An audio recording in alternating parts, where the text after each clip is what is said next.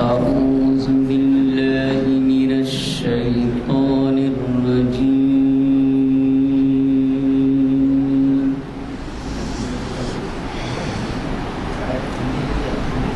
بسم الله الرحمن الرحيم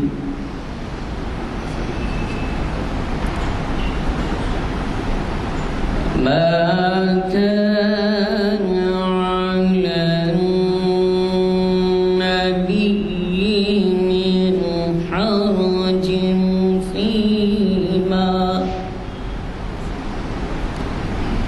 من حرج فيما فرض الله له سنة الله في الذين خلوا من قبل وكان أمر الله قدرا مقدورا الذين يبلغون رسالات الله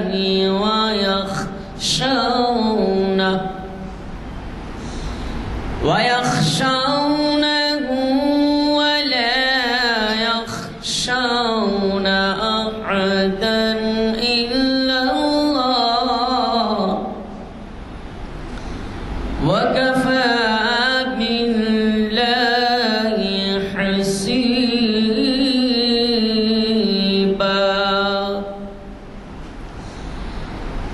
ما كان محمد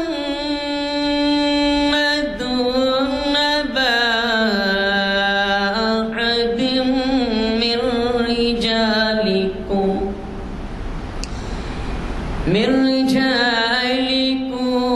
ولكن رسول الله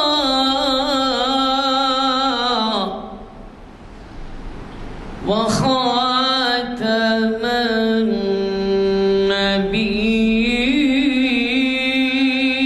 النبيين وكان الله بكل شيء عليما صدق الله العظيم. اللہ وبرکاتہ. محترم حضرات، اعوذ باللہ من الشیطان الرجیم، بسم اللہ الرحمن الرحیم. سلسلہ وار جو یہاں پر محافل منعقد ہوتے ہیں مسجد عالیہ کی طرف سے، میں مینجنگ کمیٹی کی طرف سے جناب راشد حسین ندوی صاحب کا استقبال کرتا ہوں. آج ہفتے کا دن ہے جس کا جو ہے عنوان ہے، راشد حسین ندوی صاحب جو عنوان دیے ہیں علامہ ابن جوزی جہاں دی مورخ، اور یہ جو ہے تاریخ اسلام کی 968 لیکچر ہے. پروفیسر راشد حسین ندوی صاحب یعنی پریزیڈنٹ ایوارڈ صاحب بھی ہیں، اور ان کے کئی کتابیں عربک میں، اردو میں بہت کم ہیں، عربک میں کافی وہ جو ہے کتابیں لکھ چکے ہیں، اور یہاں پر بھی کئی اس کو مخاطب کر چکے ہیں، کئی محافل کو، اور جمعے میں بھی آپ مخاطب کر چکے ہیں کئی. اور اس کے علاوہ بھی آپ جو ہے چیرین پالیس مکرم جہاں اس میں ہر اتوار کے دن صبح میں آپ کا جو ہے 7 بجے سے لیکچر ہوتا ہے، جس میں کثیر تعداد میں لوگ شریک ہوتے ہیں. میں کمیٹی کے جانب سے آپ کا استقبال کرتا ہوں اور اللہ سے دعا کرتا ہوں اللہ آپ کو شفا صحت و تندرستی عطا فرمائے، اور آپ کو اور ہم کو ہر آنے والے پریشانیاں اور بلائے سے محفوظ رکھے اللہ تعالیٰ، اور آپ کو صحت و تندرستی عطا فرمائے. میں اسی دعا کے ساتھ जनाब प्रोफेसर राशिद हुसैन नदवी साहब को मदऊ करता हूँ कि हमें मुखातिब फरमाएं। प्रोफेसर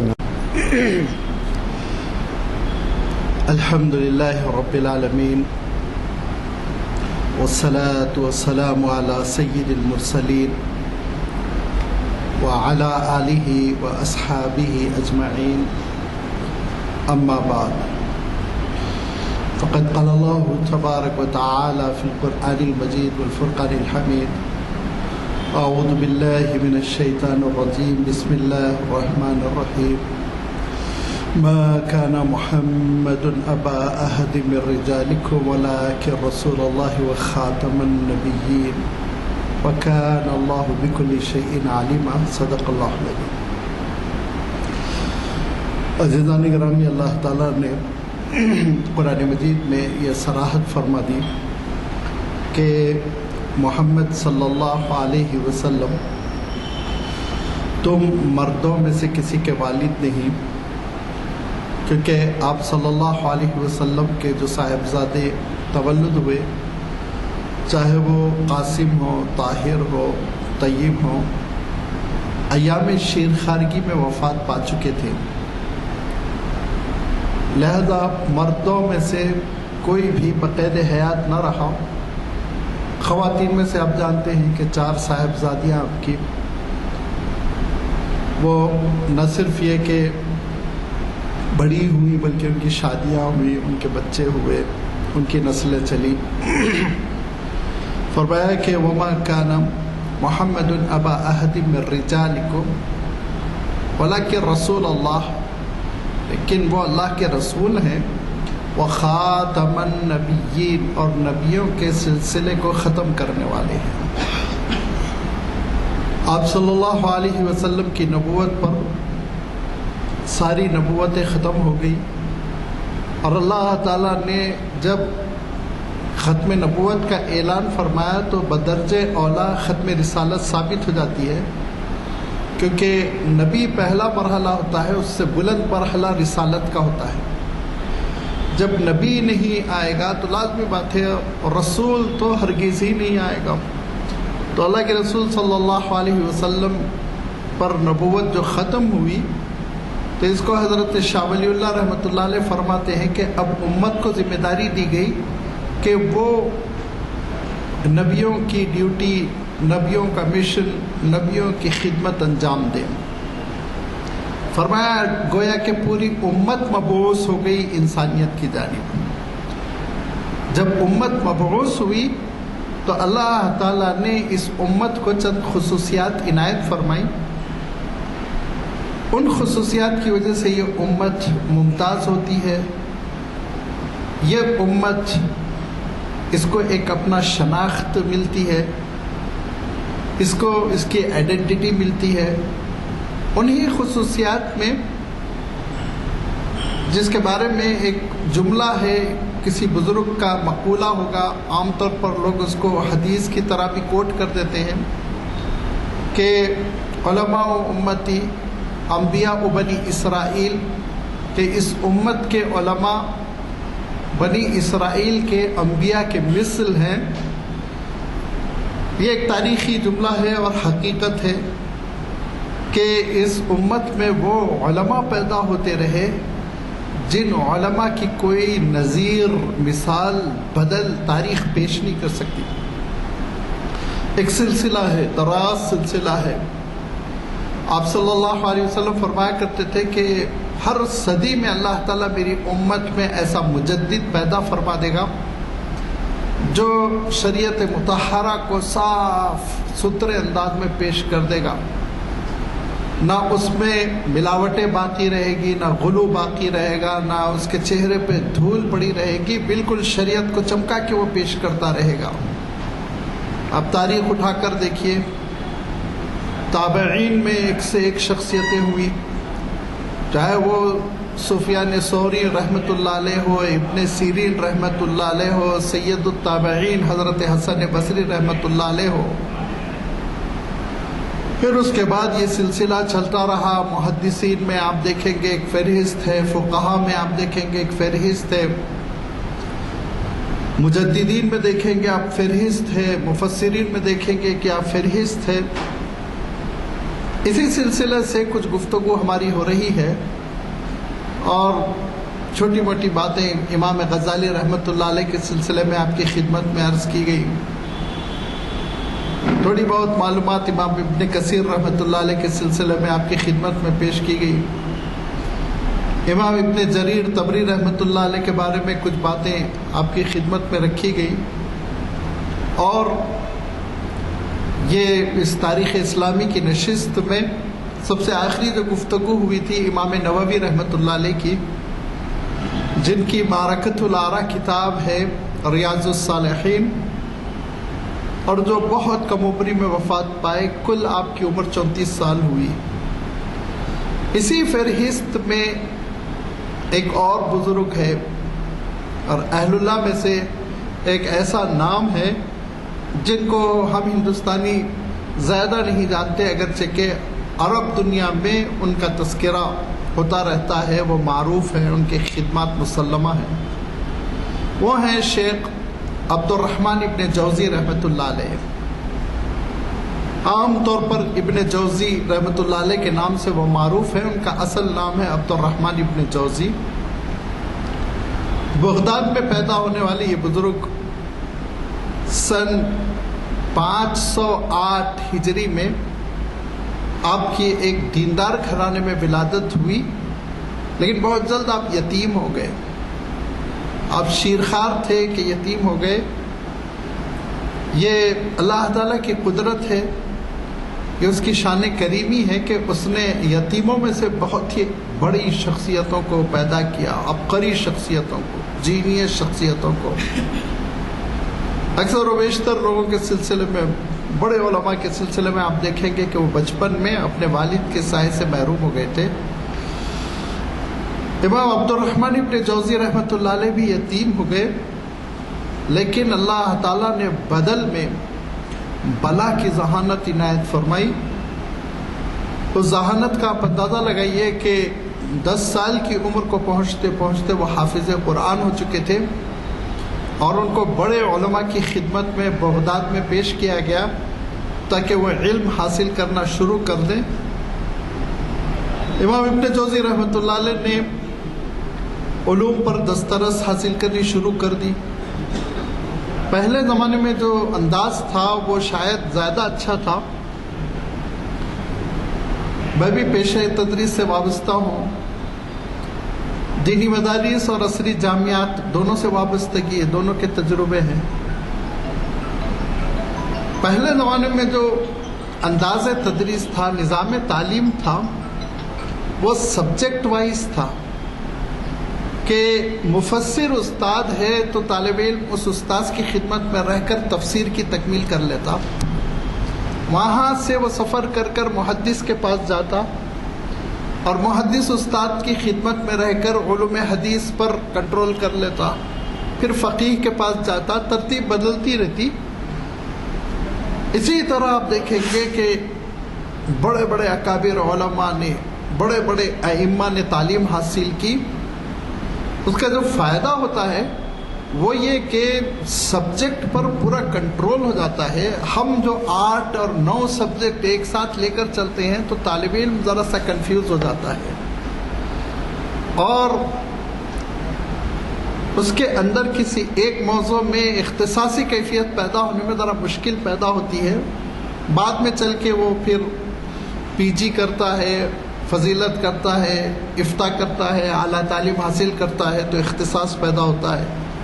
لیکن جو ابتدا میں نظام تعلیم تھا وہ سبجیکٹ وائز نہ ہو کہ استاذ ہیں فلاں مسجد میں رہتے ہیں وہیں چلے آتے تھے طلباء، یہ تفسیر کے استاد ہیں فلاں مسجد میں پڑھاتے ہیں انہی کے پاس چلے جاتے تھے، یہ بلاغت کے استاد ہیں فلاں خانقاہ میں پڑھاتے ہیں ان کے پاس چلے آتے تھے طلباء، اور اس کے بعد بڑی عجیب و غریب مہارت حاصل ہوتی تھی۔ جو بھی ہو، آج کل کا بھی اچھا ہے نظام تعلیم، زیادہ ایپ میں نہیں نکالوں گا، ایسا نہ ہو مجھے برطرفی کر دیا جائے۔ تو وہی عرض کر رہا تھا کہ امام جوزی رحمۃ اللہ علیہ ایسے ہی ایک فن کے استاذ کے پاس چلے گئے جاتے گئے اور پڑھتے گئے، اور وہ یتیم تھے، لازمی بات ہے یتیم ہونے کی وجہ سے تنگ دستی تھی، تنگ دستی کی وجہ سے جب کبھی وہ کسی استاذ کے پاس جاتے تو ان کی والدہ محترمہ کچھ روٹیاں پکا کر ان کو دے دیتی تھی، تو روٹی تو خراب ہو جائے گی نا، تو روٹی بچانے کا پرانا طریقہ ہم نے اپنے بچپن میں دیکھا کہ خواتین آنگن میں چادر بچھا کے ان پہ روٹیوں کو سکھا لیتی تھی۔ سکھی ہوئی روٹی نہیں خراب ہوتی ہے، پھر کچی روٹیوں کو آپ اگر کہیں کسی ڈبے وبے میں بند کر کے رکھیں آپ دیکھیں گے کہ وہ خراب ہو جاتی ہے۔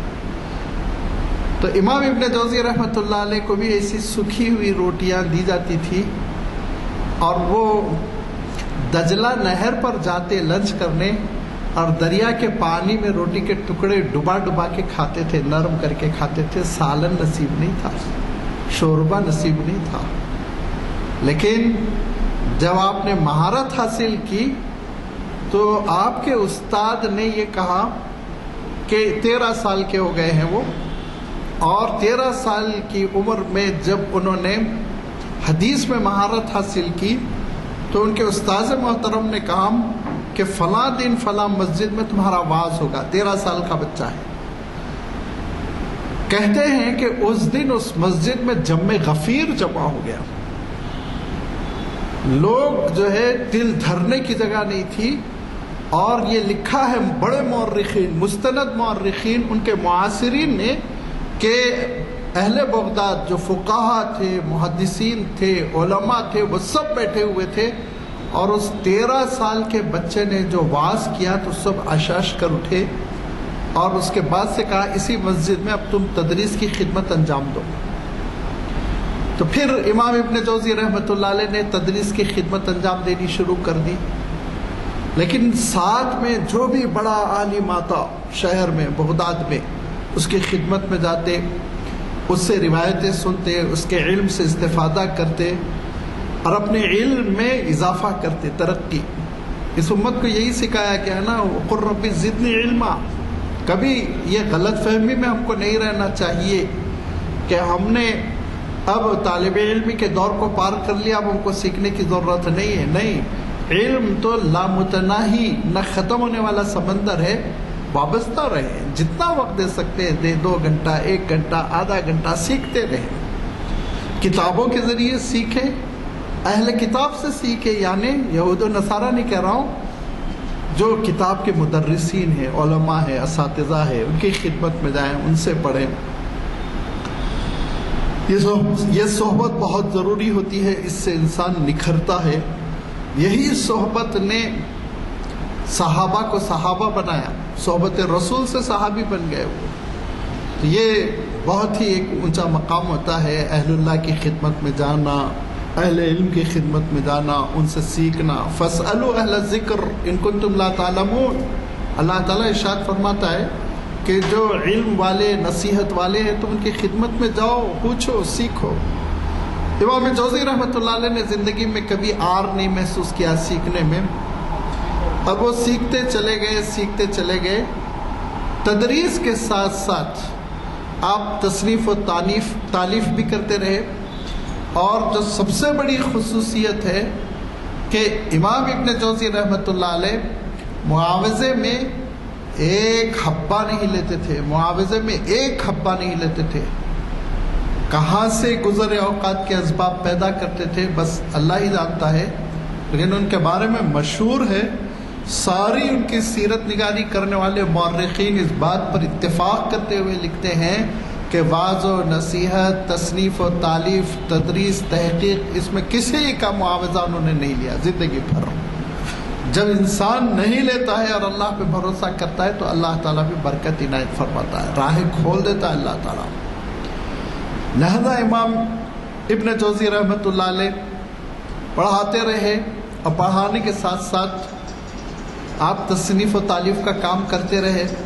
تو آپ نے کتنی کتابیں لکھی، آپ حیرت کریں گے۔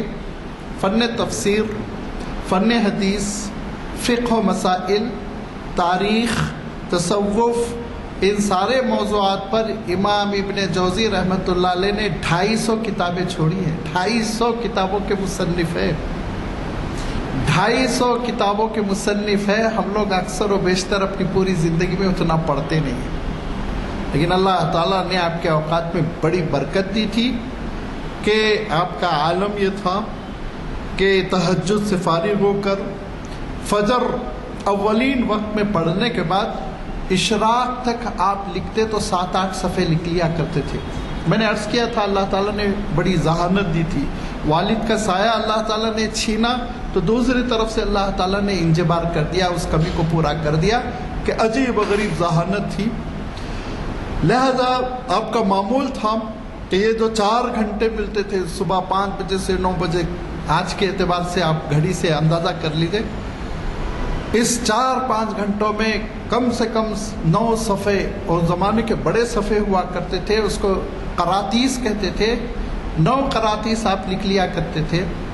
उसके बाद फिर आप तदरीस का मामूल पढ़ाना शुरू करते थे, ज़ोहर तक तदरीस तालीम, ज़ोहर बाद ज़ोहराना, थोड़ा सा आराम, उसके बाद कल क्या लिखना है उसकी तैयारी, कल क्या लिखना है, किस मौज़ू पर लिखना है, क्या क्या चीज़ें देखनी है, कौन सी किताबें मुताला करनी है, ये इसकी तैयारी कर लेते ताकि कल सुबह जब मैं उठूँ तो मज़ामीन जहन में रहें और उनको मैं सुपुर्द औराक़ करता चला जाऊँ।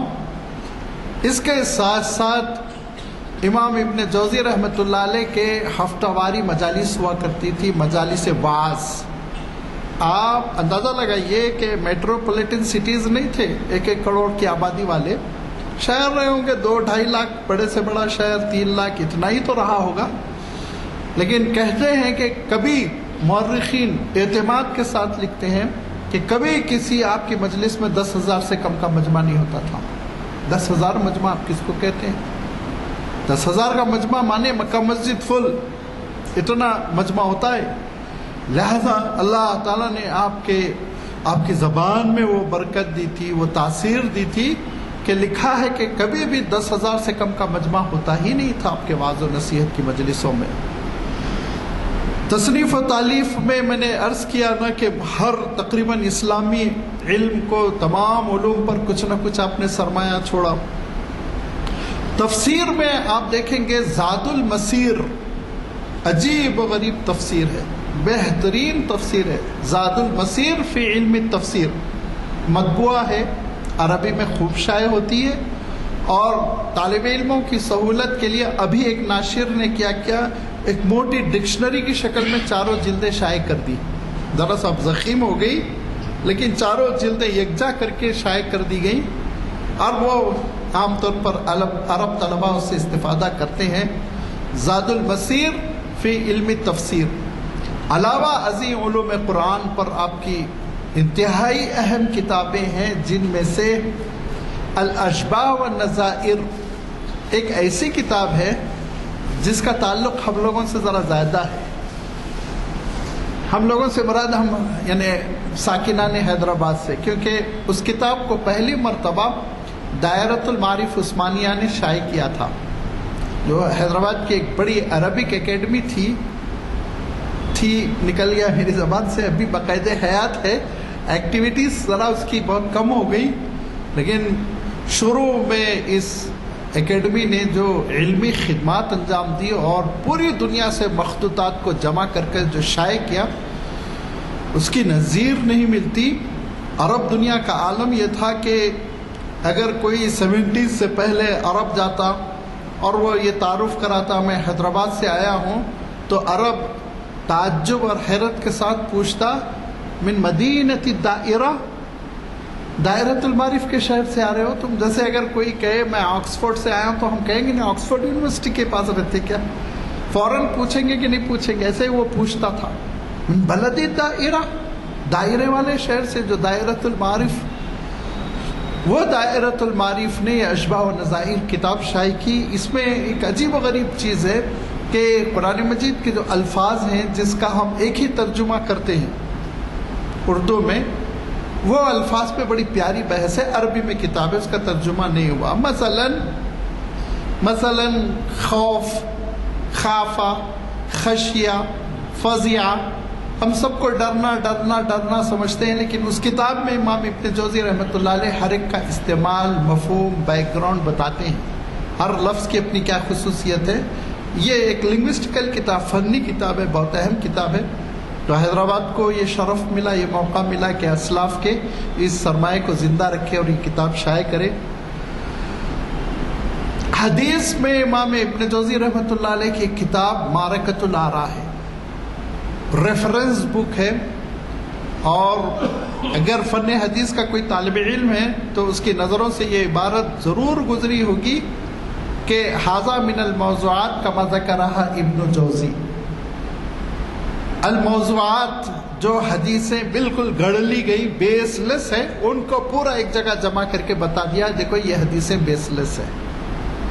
جو حدیثیں مستند ہے، صحیح ہیں، وہ آپ جانتے ہیں بخاری شریف میں، مسلم شریف میں، اصحاب سنن نے اس کو بیان کیا، اور بھی محدثین ہیں، چاہے امام بیہقی ہو، امام دارقطنی ہو، مسند احمد ہو، موطا امام مالک ہو، موطا امام محمد ہو، طحاوی شریف ہو. یہ مستند کتابیں ہیں، ان کی حدیثیں ایتھینٹک ہوتی ہیں، قابل قبول ہوتی ہیں، لیکن بہت سی حدیثیں بیس لیس ہوتی ہیں. گزشتہ میں نے ایک حدیث میں بھی سن کے اچھل گیا، زندگی میں پہلی بار سنا. من اکلت دبا دخل الجنہ، کھانے پہ ایک صاحب نے سنا، یہ بھی 1-1.5-2 مہینہ پہلے دعوت میں، کہ کدو کھاؤ جنت میں جاؤ. میں بولا یہ کہاں سے حدیث لے آئے آپ؟ بعض روایتوں میں یہ تو آتا ہے کہ اللہ کے رسول صلی اللہ علیہ وسلم کچھ ترغیب فرماتے تھے، نوش فرمایا کرتے تھے، مگر کدو کھا کے جنت میں تو سب کے سب جو ہے سامبر میں کدو ڈالتے ہیں پورے جنت میں جائیں گے. یہ بیس لیس حدیثیں ہوتی ہیں ایسی جو عوام میں مشہور ہو جاتی ہیں. ان سب کا احاطہ کیا امام جوزی نے، اور اس کتاب کا نام ہے موضوعات. اگر کوئی یہ لکھ دے کہ یہ حدیث امام جوزی نے موضوعات میں بیان کی تو آپ مطمئن ہو جائیے کہ یہ حدیث قابل استناد نہیں ہے، قابل دلیل نہیں ہے، قابل استدلال نہیں. امام ابن جوزی رحمۃ اللہ علیہ نے اصلاح امت کے لیے بھی بہت پیاری پیاری کتابیں لکھی ہیں. ان کی بھی لسٹ ہے، اب آپ اندازہ کر سکتے ہیں جب 250 کتابیں ہیں تو ان کا احاطہ مشکل ہے، لسٹ بھی بیان نہیں کی جا سکتی. لیکن جو ایک کتاب بہت مشہور ہوئی اور جس کے بارے میں سمجھتا ہوں ہم سب کو پڑھنا چاہیے، وہ امام ابن جوزی رحمۃ اللہ علیہ کی کتاب ہے تلبیس الابلیس.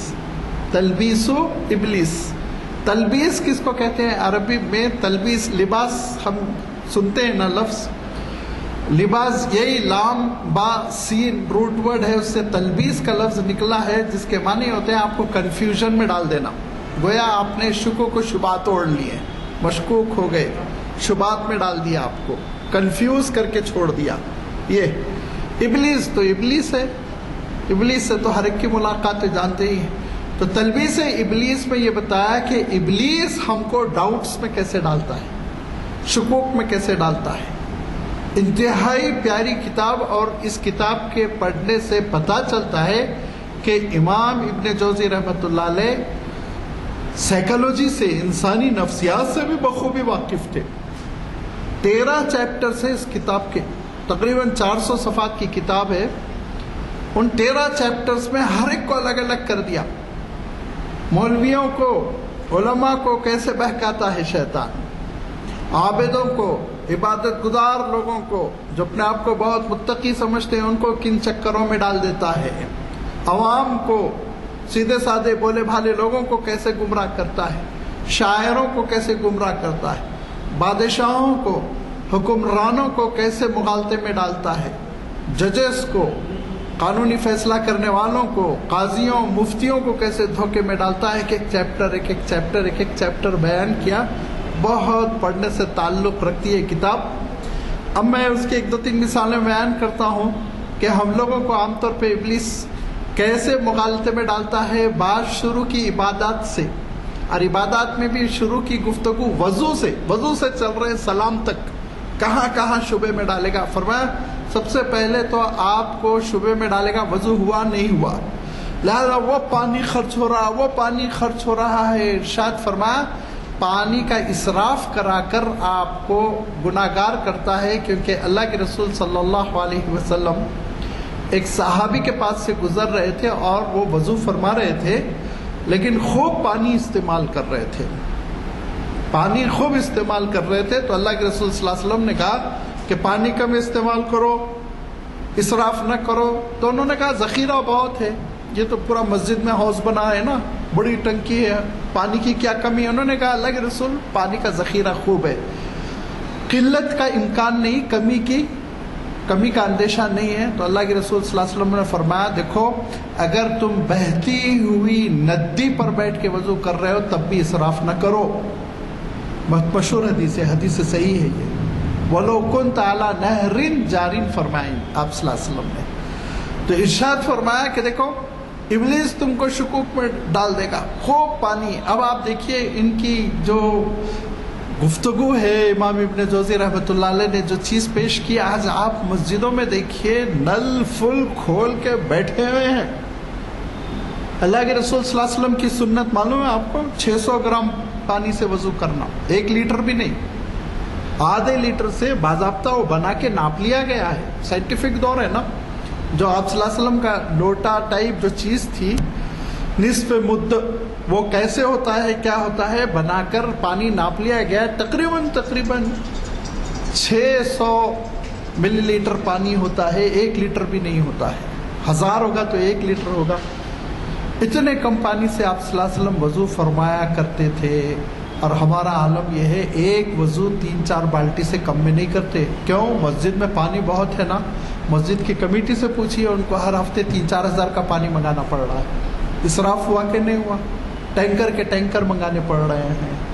بور پہ بور پانی جو ہے گراؤنڈ لیول بڑھتا جا رہا ہے اور گھساتے جا رہے ہیں, بور نیچے کرتے جا رہے ہیں. ساری پریشانیاں اللہ کے رسول صلی اللہ علیہ وسلم نے حل فرما دی. امت کا مزاج بنایا کہ اسراف کا مزاج نہ ہو, سلیقے سے وضو کرو, ضرورت بھر پانی سے وضو کرو. لہذا یہ امام ابن جوزی کہتے ہیں یہاں سے ابلیس بہکا رہا تم کو, وضو ہوا نہیں ہوا, رگڑتے جاؤ, نل بہاتے جاؤ اور رگڑتے جاؤ. کہا 3 سے زیادہ بڑھنا سنت کے خلاف ہے, 3 مرتبہ دھونا ہے, آخری حد ہے یہ. آپ صلی اللہ علیہ وسلم نے 1 مرتبہ وضو کر کے بتایا, 1 مرتبہ دھویا آپ نے. احادیث صحیحہ میں آپ چیک کر لیجیے, مشکات شریف دیکھیے. پھر دوسری مرتبہ وضو کیا تو 2 مرتبہ دھو لیا. پھر تیسری مرتبہ آپ نے سکھایا تو 3 مرتبہ, 4 مرتبہ دھونے کا کوئی ثبوت نہیں. لیکن ہم دھوتے چلے جاتے ہیں 10 مرتبہ 20 مرتبہ, پانی بہتا جا رہا ہے, فل نل کھلا ہوا ہے. یہ اب کامن چیز ہے, ہر مسجد میں جا کے دیکھ لیجیے. کیوں یہ پانی کا اسراف؟ یہاں سے کہہ رہے ہیں کہ ابلیس ہم کو سنت کے خلاف لے جا رہا ہے, دیکھو اجر سے محروم کر رہا ہے. اب اس کے بعد سے وضو ختم ہونا, نیت, نماز کی تکبیر, تلاوت, سلام, پوری تفصیل چلتی چلی جائے گی. ایسے ابلیس عبادتوں کے معاملے میں تم کو بھٹکاتا ہے اور دور لے جاتا ہے سنتوں سے. اور اسی میں آگے چل کے ایک بہت مارکۃ العرا بات لکھی, جس غلطی کا ہم عام طور پر ارتکاب کرتے ہیں, کامن ایرر, یہ بالکل روزمرہ کی غلطی ہے جو ہوتے رہتی ہے. فرمایا یہ ابلیس ہماری نگاہوں میں نوافل و مستحبات کو اتنا لبھا دیتا ہے, اتنا لبھا دیتا ہے, فرائض چھڑوا دیتا ہے. فرائض کے سلسلے میں سستی, مستحبات کے سلسلے میں سستی نہیں ہوتی. وہ مستحب کیا ہے؟ جمعہ کے دن غسل کرنا. اب وہ جمعہ کے دن کسی وجہ سے لیٹ ہو کر غسل کرنے میں ایسے لگے ہوئے ہیں جمعہ کی جماعت چھوٹ رہی, وہ تو فرض ہے نا. مستحب کیا ہے؟ نیکی کے اجتماعات قائم کرنا. اجتماعات ہو, لوگ بیٹھے نیکی کی بات سنیں, درس قرآن ہو, درس حدیث ہو, جلسہ سیرت ہو, جو بھی اچھی چیزیں مستحبات میں سے پسندیدہ ہے دین میں, علم کی مجلس سے سمجھی جائیں گی. ان جلسوں میں ابلیس ایسا لگا دیتا ہے فرض نماز قضا ہو رہی ہے. وہ تو فرض ہے بھائی, فرض کیسے آپ قضا کر سکتے ہیں دینی کام کے اہتمام کے بہانے؟ میں دینی کام میں لگا ہوا ہوں, اجتماع کی تیاری میں لگا ہوں, جلسے کی تیاری میں لگا ہوں, نماز چھوٹ گئی, ارے جماعت چھوٹ گئی, واجب چھوٹ گیا. فرمایا یہ ابلیس جو ہے مستحبات میں لگا دیتا ہے اور فرائض کو چھڑوا دیتا ہے. ایسے ہی ارشاد فرمایا پوری تفصیل کرتے ہوئے کہ واعظ ہو رہا ہے, لمبی تقریر ہو رہی ہے, رات دیر گئے گفتگو ہو رہی، صبح فجر میں نہیں اٹھ رہے، برباد ہو گئی نا رات کی مجلس۔ وہ مجلس کیا تھی؟ نفل تھی نا، اس سے زیادہ نہیں۔ فجر کی نماز کیا ہے؟ فرض ہے نا، وہ فرض کے لیے تو 1 گھنٹہ پہلے اٹھنا چاہیے، اہتمام کرنا چاہیے، اس کے لیے تو انسان کو الرٹ رہنا چاہیے، بیدار مغز رہنا چاہیے۔ کہا یہ وہ ابلیس کے مغالطے ہیں کہ نوافل میں، مستحبات میں ہم کو پھنسا دیتا ہے اور فرائض و واجبات میں ہم کو سستی کروا دیتا ہے۔ بعض لوگوں کا عالم یہ، لباس میں مستحبات کا اہتمام، والدین کی خدمت واجب ہے، والدین کی خدمت میں بالکل انجام، کوئی حصہ نہیں لیتے، وہ تو واجب ہے بھائی، وہ تو تمہاری جنت جہنم ہے، وہاں فیصلہ ہوگا۔ لیکن معلوم یہ ہوا چہرہ مورا، کپڑے، ڈریس، ٹوپی، پیچا سب ناپ رہے ہیں، جو اصل واجب ہے گھر میں والدین سڑ رہے ہیں، ان کی خدمت نہیں۔ کہا یہ ابلیس کا مغالطہ ہے، تم کو کوئی اجر نہیں ملنے والا ہے، مستحبات تمہارے برباد ہو جائیں گے، کوئی کام نہیں آئیں گے، ساری کی ساری چیزیں رائگاں ہو جائیں گی۔ لہذا چاہے تمہارے کپڑے تھوڑے بہت موٹے چھوٹے ہوں، سیدھے سادے ہوں، لیکن اگر تمہارے والدین راضی ہے تو فرمایا والد کی رضامندی تو رب کی رضامندی ہے، ارشاد فرمایا ان کی خوشنودی سے تم بغیر سارے مستحبات کے سفید کپڑا ہے کہ نہیں ہے، سنت کے مطابق ہے کہ نہیں ہے، والد خوش ہے تو تم یوں ہی جنت میں چلے جاؤ گے۔ پھر ارشاد فرمایا اور ایک نقطہ، بہت نقطے ہیں میں احاطہ نہیں کر سکتا ہوں، لیکن ایک نقطہ یہ ارشاد فرمایا کہ ابلیس ہم کو ایک مغالطہ دیتا ہے، یہ بھی بہت کامن ہے، اور اس سے میں بھی نوجوانوں کا انٹرویو لیتا رہتا ہوں کہ ابھی یہ کر لیں گے، بعد میں توبہ کر لیں گے۔ سینما تک کے سلسلے میں لڑکوں نے کہا بس اب بعد میں ایک پارہ پڑھ لیں گے نا، توبہ کر لیں گے، وہ فلم تو دیکھ کے آنا ضروری ہے، یہ گناہ کر لیں گے بعد میں توبہ کر لیں گے۔ کہا دیکھو یاد رکھو یہ ابلیس تم کو تباہ کرتا ہے۔ 2 باتیں ارشاد فرمائی، 2 باتیں، ایک تو یہ کہ فرمایا کیا تمہارے پاس شیورٹی ہے کہ تم گناہ کرنے کے بعد زندہ بچ کر آؤ گے؟ لکھوایا، وہیں تھیٹر میں مر گئے، روح قبض ہو گئی تو کیا منہ دکھاؤ گے اللہ تعالیٰ کو؟ گناہ کرتے ہوئے اگر تم مارے جاؤ گے تو کیا منہ دکھاؤ گے اللہ تعالیٰ کو؟ ذرا سوچو، ریڈ ہینڈڈ پکڑے جاؤ گے نا، جیسے مرو گے ویسے اٹھائے جاؤ گے۔ مجھے ایک واقعہ یاد آتا ہے، دسمبر کی سردی تھی، یو پی میں لکھنؤ میں، ہم ندوۃ العلماء میں جو پڑھتے تھے، سامنے نہر بہتی ہے، گومتی ندی، بہت مشہور ندی ہے یو پی کی، تو اس میں جو ہے یہی وسرجن ہوتا ہے نا ہمارے برادران وطن کا، تو ایک کشتی میں 45 کے قریب افراد، بڑی کشتی تھی، 45 کے قریب افراد بیچوں بیچ ندی کے گئے تھے وسرجن کرنے کے لیے، وہ الٹ گئے۔ الٹ جانے کی وجہ سے اس میں سے 7-8 لوگوں کو بچایا جا سکا، باقی سب مر گئے۔ ہم لوگ کھڑے ہو کے دیکھتے رہے رات بھر تماشا، باندھ ہے اوپر، اس پہ ہم کھڑے ہو کر دیکھتے رہے، سامنے پولیس والے، ہجوم، رونا دھونا، ہم بھی طالب علم تھے۔ تو دوسرے دن جب اخبار آیا تو اس اخبار میں اطلاع تھی کہ 5 مسلمان بھی اس کشتی میں سوار تھے جو تماشا دیکھنے کے لیے گئے تھے۔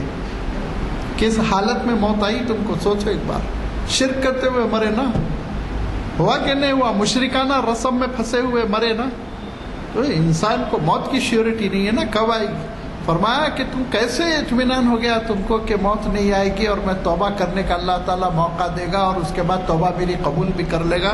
فرمایا یہ شیطان کا بہکاوا ہے، گناہ غلطی سے ہوتا ہے، جان بوجھ کے مت کیا کرو کہ اس کے بعد میں توبہ کر لوں گا اور پھر میں یہ نیکی کر لوں گا، صدقہ دے دوں گا، قرآن پاک کی تلاوت کر لوں گا تو میرا گناہ معاف ہو جائے گا۔ فرمایا ایک اندیشہ تو موت کا ہے، ایک اندیشہ نمبر 1۔ دوسری بات ارشاد فرمائی، دوسرا اندیشہ یہ ہے توفیق سے بھی تو محروم کر سکتا، وہ کر سکتا نہیں کر سکتا، اس نے ابو جہل کو توفیق سے محروم کیا نا، مرا کفر پہ مرا۔ توفیق دینا بھی تو اللہ تعالیٰ کے ہاتھ میں ہے، اگر تمہارے ضدی پن کی وجہ سے اور تمہاری بے غیرتی کی وجہ سے اگر وہ توبہ کا دروازہ تمہارے لیے بند کر لے تم کیا کر لو گے؟ لہذا کبھی اس مغالطے میں ابلیس کے نام کے گناہ کر لوں میں، بعد میں توبہ کر لوں گا، رشوت کھا لوں حج کو چلا جاؤں گا، زمین ہڑپ کر لو عمرہ کر لوں گا، مر جاؤ گے کہا تباہ ہو جاؤ گے، یہ حرکت کبھی نہ کرو۔ اور ارشاد فرمایا ایک ذرا بادانشی قسم کے شاعر تھے ہمارے غالب کے مسلک پر، ابو نواس ان کا نام ہے. تو وہ یہ واقعہ لکھا ہے، اس لیے میں بیان کر رہا ہوں کہ وہ بالکل موت کے منہ میں پہنچ چکا تھا، نزا کے عالم میں. تو اس کے قریبی دوستوں نے کہا کہ توبہ کر لو. تو غالب صاحب کے پاس بھی ہے نا ایسے بہت سے اشعار، جنت بوڑھی ہے، یہ ہے وہ ہے، شعرا کا معاملہ رہتا ہے، شعرا یتبعہم الغاوون. تو اس نے کہا کہ اگر وہ رحمان ہے تو توبہ کی کیا ضرورت ہے، وہ خود معاف کرے گا. مر گیا. اس پہ لکھا کہ یہ ابلیس نے اس کو پٹی پڑھائی. اگر یہ ابلیس کا شاگرد نہ ہوتا تو قرآن مجید میں دیکھتا کہ اللہ تعالیٰ نے یہ ارشاد فرمایا انی غفار لمن تابا، میں غفار ہوں لیکن توبہ کرنے والے کے لیے. دھوکے میں مرا نہ ہو، رحمان ہے تو معاف کر دے گا. وہ تمہارا محتاج ہے، وہ تمہاری خوشامد کرے گا، جنت میں جاؤ. نعوذ باللہ. کیا انسان غلط فہمیوں میں کیسے کیسے ابلیس پٹی پڑھاتا ہے، یہ غور کرنے کی باتیں ہیں. لہذا یہ کتاب تلبیس ابلیس بڑی پیاری کتاب ہے، نفسیاتی کتاب ہے. اور جہاں تک اس کے عربی اسلوب کا معاملہ ہے تو ادب کی جو چاشنی اس میں ہے وہ تو شفٹ نہیں کی جا سکتی، وہ منتقل نہیں ہو سکتی، لیکن معلومات منتقل کی گئی اور اردو میں 3-4 ترجمے ہوئے اس کے. لیکن عام طور پر مترجمین نے کیا کیا، واقعات کو مختصر کرنے کی کوشش کی، کیونکہ اردو ترجمہ 700-800 صفحے کا چھپے گا تو لوگ پڑھیں گے نہیں، تو 250-300 صفحے کرنے کے لیے اختصار برتا ہے. پھر بھی بہت سے مضامین اور اکثر و بیشتر مطالب اس کتاب میں سما گئے. کراچی سے بھی شائع ہوا، لاہور سے بھی شائع ہوا، دہلی سے بھی شائع ہوا ہے. ترجمہ مختلف مترجمین نے ترجمہ کیا. تو یہ کتاب آپ کسی لائبریری میں مل جائے، کسی دوست کے پاس مل جائے، کسی اور کتب خانے میں ہاتھ لگ جائے تو ضرور ایک بار پڑھیے. تلبیس ابلیس، ابلیس کیسے بہکاتا ہے. امام ابن جوزی رحمۃ اللہ علیہ نے تاریخ پر بھی بہت لکھا، اور تاریخ پر امام ابن جوزی رحمۃ اللہ علیہ نے ایک نیا انداز اپنایا، اور سیرت پر الوفا بحقوق المصطفیٰ صلی اللہ علیہ وسلم، یہ کتاب سیرت پر آپ صلی اللہ علیہ وسلم کی تالیف کی بہت مشہور کتاب ہے ماشاءاللہ سے عربی میں.